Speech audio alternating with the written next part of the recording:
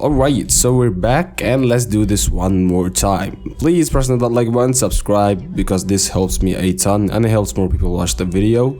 And today's gaming PC, Prebuilt PC, is actually one of the Prebuilt PCs that I think you should take a look at if you have somewhere around $800, because it gives you really good value for money. Not the best, but it's there. So without wasting any more time, let's dive right in. So hey, it's from HP. It's an HP Pavilion 2021 gaming PC. Now the specs are as follows. It's got a Ryzen 5 5600G, the brand new CPU from AMD, or APU, let's say it that way. And you know, a lot of people love this APU for what it gives you in terms of price and performance, and it's like for $230 right now when it goes on sale. But hey, it's a pretty good CPU, gives you really good performance. CPU, you know, raw CPU performance, you know, and with it you can play games at 240 frames per second. Not as good as the Ryzen 5 5600X, but it's not that far away. And when you compare it to something like an i7 10700, an i5 11400, or maybe something as close as the Ryzen 7 3700X, it's pretty much the same in terms of gaming performance. And video editing is got a really good IPC single core performance, so that makes up for the extra threads comparable to the other older CPUs that I've just mentioned. So hey, overall it's a really good APU, and if you want to sell the GPU, you can do that, and you still got a really capable GPU integrated in the CPU. So yeah, you can play games at 60 frames per second, 30 FPS when it comes to the demanding games. Yeah, you really cannot go wrong when it comes to the CPU department or the APU department. It's got all the bells and whistles you need. Hey, also it's got 8GB of DDR4 RAM, and I checked out the official website or the official listing on the HP, and it's rated at 3200 megahertz, and I know 8GB is not enough, so you can add an extra 8GB stick rated at 3200 megahertz and you're actually good to go.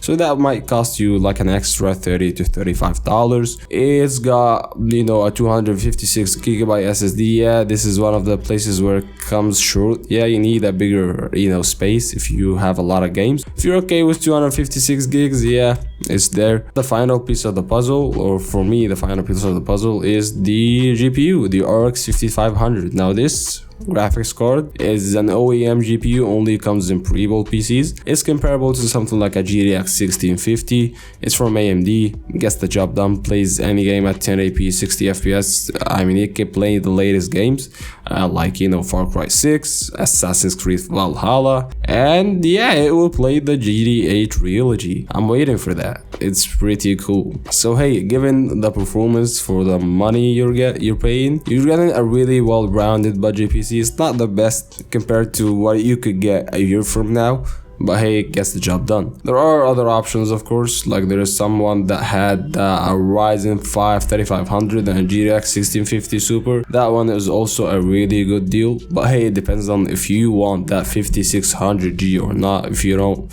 then yeah, get the 1650 Super. Performs pretty much the same or a slight bit better in the GPU intensive games, because hey, it's got a 1650 Super. Or if you want something under $1000, I always go for the CyberPower PC with the 1660 Super, because I love this GPU. I wish I could get my hands on one financially and for a good price, but hey, it is what it is. And that's a wrap for today's video.